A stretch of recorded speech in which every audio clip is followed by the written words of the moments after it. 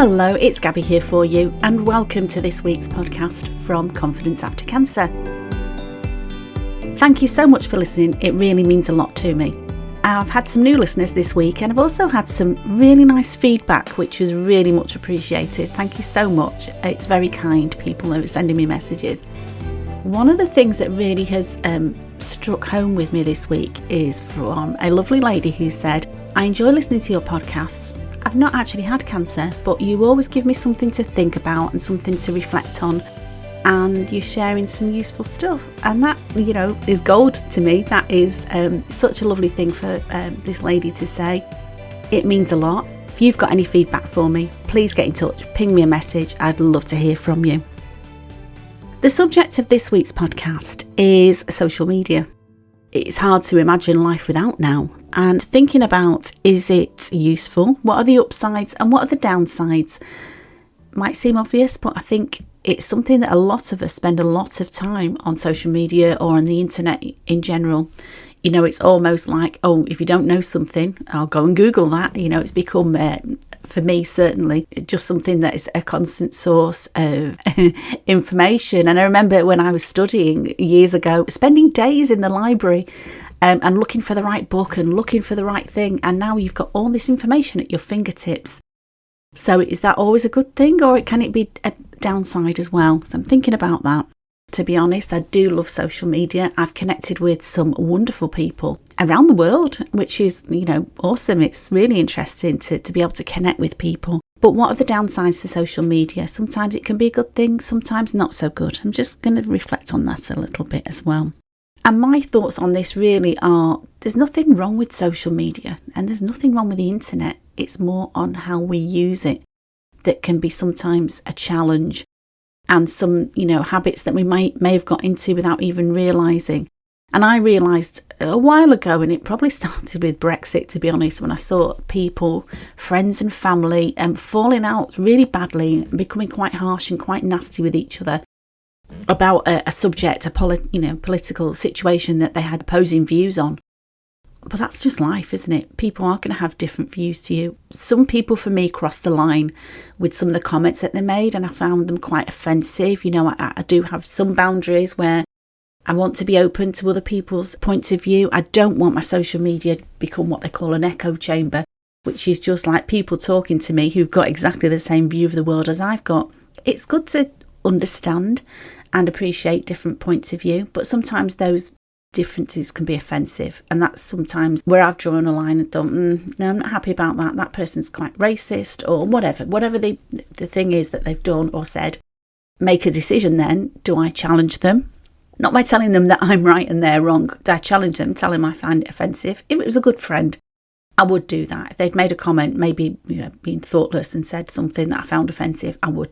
A distant friend who's one of a large, circle of friends, not really something that I need to see. Somebody who is very perhaps bitter, or somebody who is very nasty online, keyboard warriors they call them, don't they? Some people are, and I've seen some horrendous online bullying as well, and I don't know about you, but I've got no time for that in my life. And so that's the downside of that really. But social media generally for me, I've got a lovely timeline, which somebody challenged me on once and said, you're bigging yourself up there, aren't you? And I was like, no. I'm not talking about my posts. I post things that I find interesting. I post things about my life, my family, and where I've been, what I've done, things that make me laugh, things that make me think. What I'm talking about when I say my timeline is beautiful is I follow some really interesting people. I follow people who share what I think is good stuff. And so when I do log on and I check my emails, check my social media, I'm seeing things that interest me, things that inspire me, and things that uplift me. I'm not seeing online bullying. I'm not seeing a lot of negative stuff. Twitter's quite a different thing, because you do see a lot of opposing political views, and sometimes I enjoy that. They cut and thrust a little bit, but sometimes I just think, a little bit too much. I need to limit the amount of time I'm spending seeing these offensive things. So, as I said, I think there's nothing wrong with social media, but it's always useful to be mindful about how you're using it. I've been working a lot through Mel Robbins' 54321, which is all about setting yourself up for a good day. And one of the things she suggests is not checking your phone first thing in the morning. let yourself come round with a plan of what you're going to do for the day. And I try that now. But I like to exercise in the morning. I like to put my phone to one side. I don't have it in the bedroom. And I'll check it when I'm fully awake. After my shower, maybe I'll check it and just make sure there's no messages that I need to respond to urgently. But it's not something that's running my day. Checking my messages and the mood of my day isn't dictated by things that I'm seeing online. So that works for me. That's just a suggestion for me. The other thing that I think is really good about social media is connection. Again, I listen to other people's podcasts. I know Stephen Bartlett's done a really good one recently about loneliness and about how that is such a huge problem for so many people. And if you think what we've been through over the last 2 or 3 years, first of all, it was enforced isolation, wasn't it? We had to stay in our homes. We had to stay away from other people.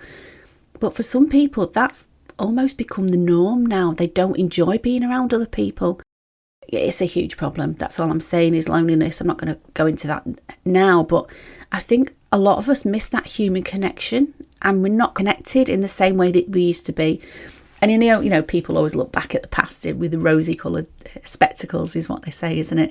You know, in the old days, I know from being a child, when I was a child, you knew all your neighbours, people would be in and out of each other's houses, and there was a real sense of community.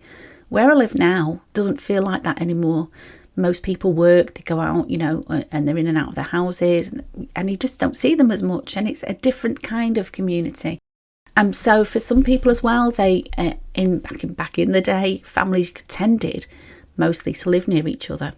So you would have that wide circle of family around you. And I know so many people now who are either estranged from their families or their families live far away. They might even live in a different country. That, again, the connection is not what it used to be. And I do think, humans, we are social animals. I know I do. I feed off other people's energy. I love to connect with other people. It's wonderful to be around like-minded people. It really feeds my soul. And I think for some people, loneliness is a huge problem. So for some people, I think social media is a great way of them connecting. If they're not around people that they can connect with physically, if they've got special friendships and people that they follow, people that inspire them, people that uplift them online, that can be a really wonderful thing. I really believe that. Social media and the internet comes up a lot with cancer patients, and I saw somebody asking the question the other day, is it a good thing to Google your illness or Google your symptoms? And again, I can see both sides of the argument. I think most medical professionals would rather that you didn't do that, because people do sometimes, what do they say? A little knowledge is a dangerous thing. But sometimes my son, when he was at university in Sheffield, he went to the doctor for something, his general practitioner, his GP, and he was shocked when the doctor actually Googled something. And I thought, well, I sort of get that. Your doctor can't know everything, but I suppose they know where to go for a reliable source and they know what is good advice and what isn't. So sometimes, Google can be really useful. Now, I've got a good friend who was on my podcast a while ago, Melanie O'Neill, and Melanie's story, she had inflammatory breast cancer, which was the same type of cancer that I had. It feels really nice to say that Melanie had cancer and she hasn't now after 11 years of treatment. Big up, Melanie. That's lovely.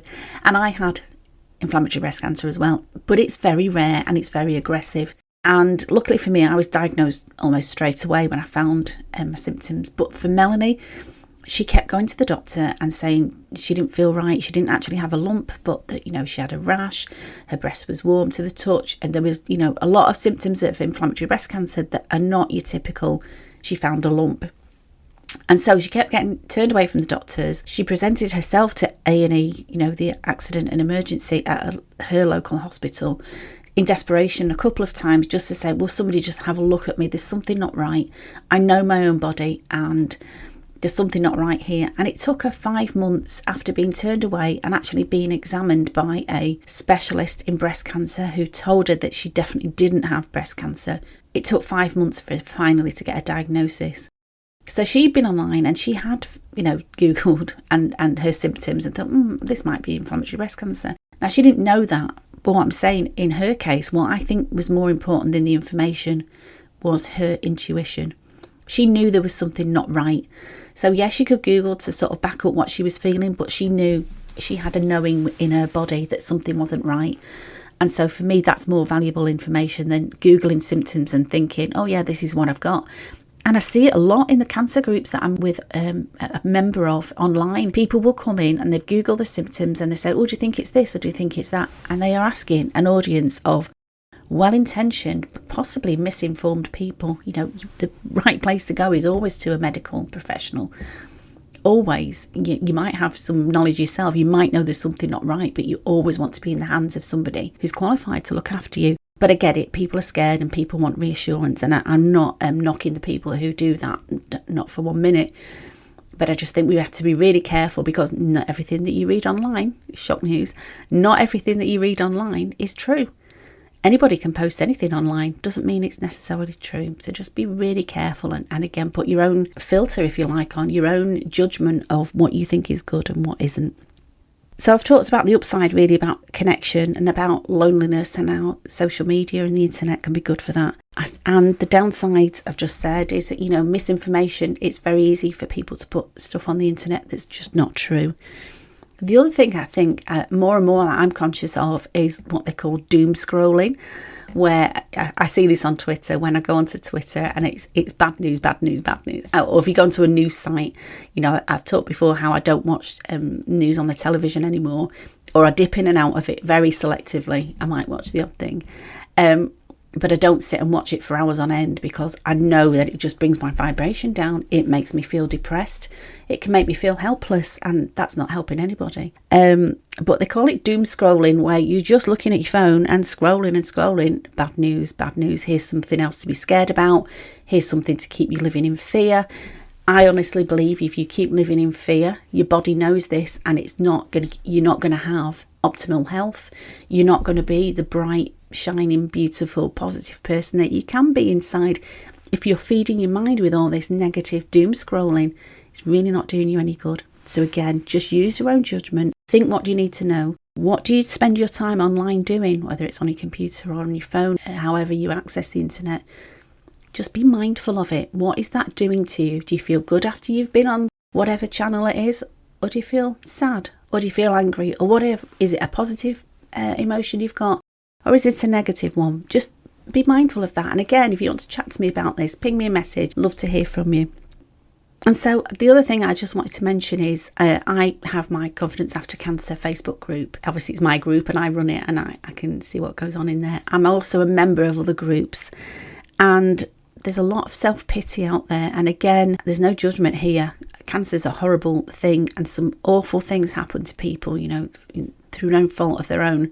Not just the cancer, people lose friends, they lose family, they lose finances. It can be all sorts of things, as you know, can be impacted. And there is a lot of self-pity out there, and that's understandable, but is it helpful?